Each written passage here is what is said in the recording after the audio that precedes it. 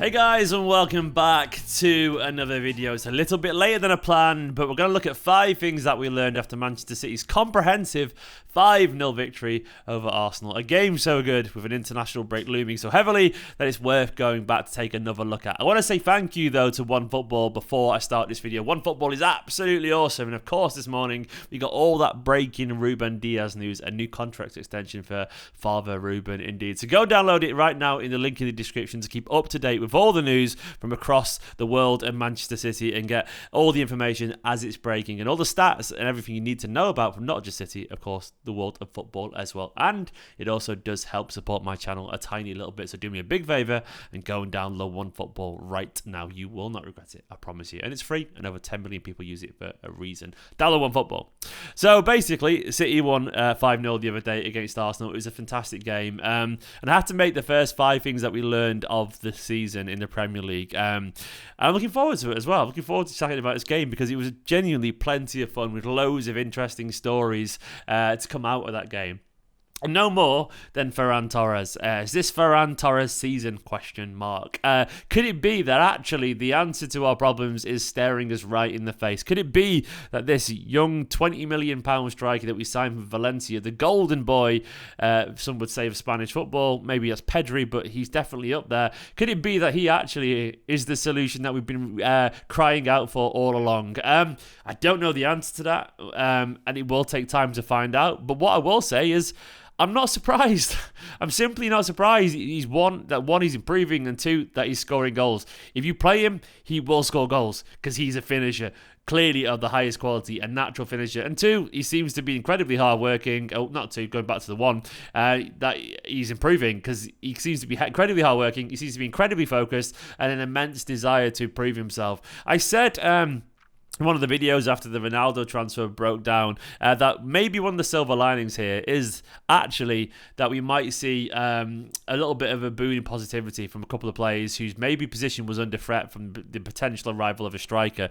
Torres in particular is one of them. Obviously it's naff when you don't get someone like Kane or whatever, but the positive is some of the players will be happy about that. Of course Ferran Torres and Liam Delap and Gabriel Jesus and other such players will be happy about one less rival for that spot because they want to play every single week. And I guarantee you Ferran Torres is sat there going, do you know what? Aguero's not here anymore. We didn't sign a striker. Jesus wants to go out wide, which we'll get onto shortly. Delap's just a kid. I've got a real chance here. I've got a real chance. And we can already see the improvements in his game. His movement the other day was absolutely excellent. Yes, it was just Arsenal in inverted commas. But still, his movement was fantastic. Some of those goals were Aguero-esque. Well, both were, in my opinion. A simple, instinctive, right place at the right time finish for the first goal. And that header drifting between 2 defenders. We've seen Sergio do that a million times as well. Very, very encouraging. It could be that he's the answer to some of the problems. I guarantee you, if you played him for 35 games up front, you're probably getting at least 20 goals out of him, maybe even more. He's a natural finisher, is Ferran Torres. So it's good news there. Secondly, Jesus the winger.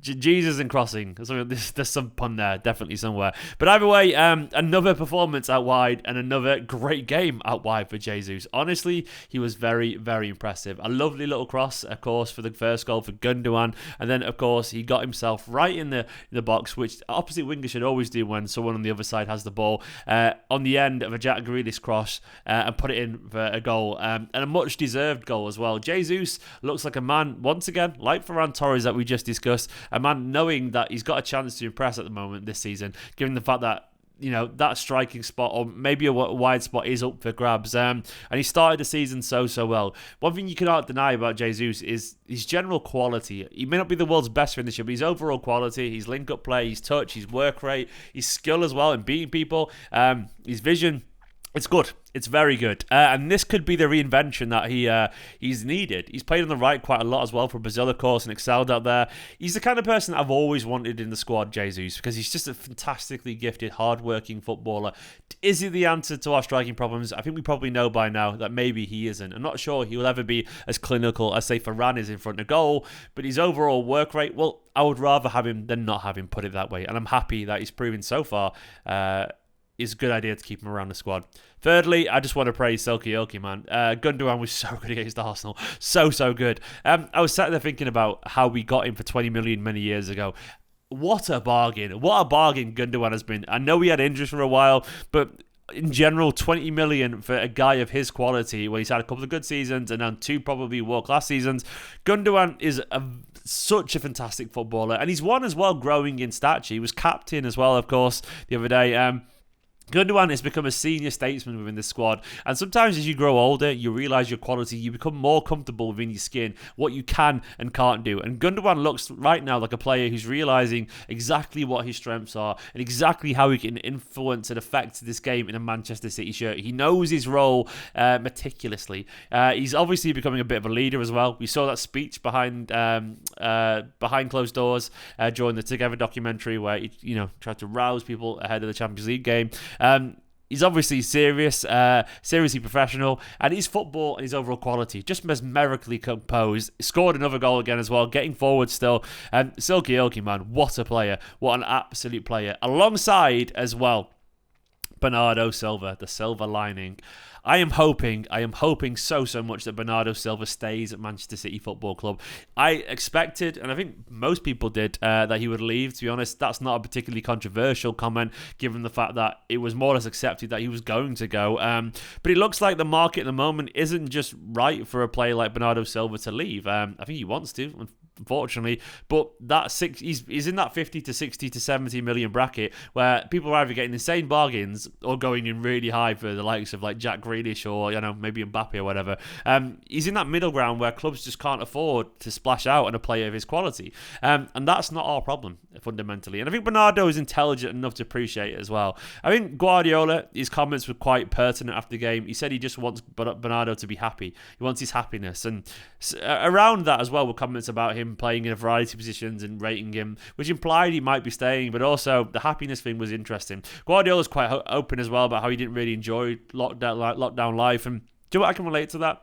I said it a billion times beforehand that I found living in town in the city centre in a 1-bedroom flat is a nice flat. I'm very lucky, but it's still it's small, it's intimate. I can imagine being him, not being around his friends and family, because Bernardo was always one to jet back to Spain or Portugal to see friends and family. Not being able to do that during lockdown, of course, travel was restricted from the UK, and while also sitting in a 1-bedroom flat or a 2-bedroom flat or whatever, a small flat in Manchester with nothing open, nothing to do. I can imagine he was quite miserable actually, because it was a miserable time to exist last year. It really was. So I'm wondering and hoping that he might go, do you know what? 6-7 more months I can stay here and then I can start looking towards my future, with travel coming back open as well now, so his friends and family can visit, of course, in Portugal. Life a lot more pleasant now in Manchester, given all the restaurants are open. You can go to gigs, cinemas, theatres, whatever. You can do all that kind of stuff. I'm wondering if he thinks, I can't get a mover one, but it's not quite as bad as it was. I'll make do. Fingers crossed, because Bernardo, I've waffled here about Bernardo, but I need to talk about his ability, because he was so good. That's why he's actually in this category here, because he was so good the other day. His industrious work rate. It's absolute testament to his quality that the midfield of Gundogan and Bernardo looks so balanced, especially Rodri behind, who was really good the other day. And Bernardo makes Kevin De Bruyne's absence, you don't even notice it, which is the highest praise I can praise Bernardo Silva. Fingers crossed he stays around, because he's a fantastic footballer.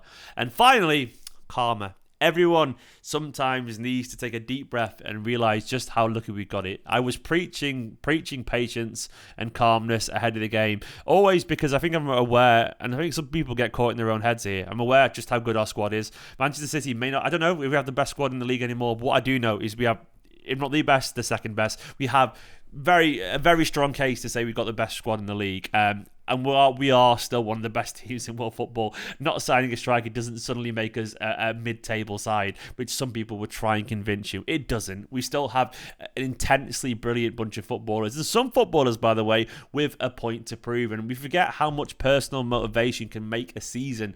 It really can. The idea of not signing a striker and the likes of Jesus, Ferran, or even Delap having to step up, that is their motivation. That is an opportunity. And when you've got a collection of high-quality players like Manchester City have, sometimes the solution appears because a player senses an opportunity, they transform their game, they get better because, one, maybe there's a chance that they didn't previously have, or two, in Ferran's case, they're more adapted here and they're learning a new role.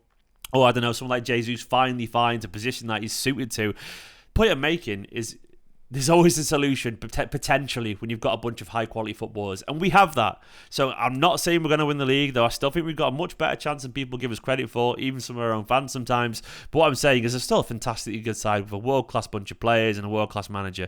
Calm down, enjoy the football. Even if we don't win the league this year, things will be fine. We'll be fine. We'll sign a whole bunch of fantastic players again, because that's what we do. And we'll get it right eventually. For now, though, enjoy the journey. Enjoy these players. That is what I took from this game. I'm a very happy Manchester City fan, basically, even if things aren't perfect. Guys, thank you so much for watching. Go and download OneFootball and go watch my reaction video this morning to the Ruben Diaz news. And I'll be live on Twitch today at around 5:30 as well, if you fancy a little old chat with myself, chatting about the world of football in Manchester City. Thank you so much to my Patreon producer, Scott Denemy, and all the patrons currently scrolling down the side of the screen. You're all legends. See you next time in a bit.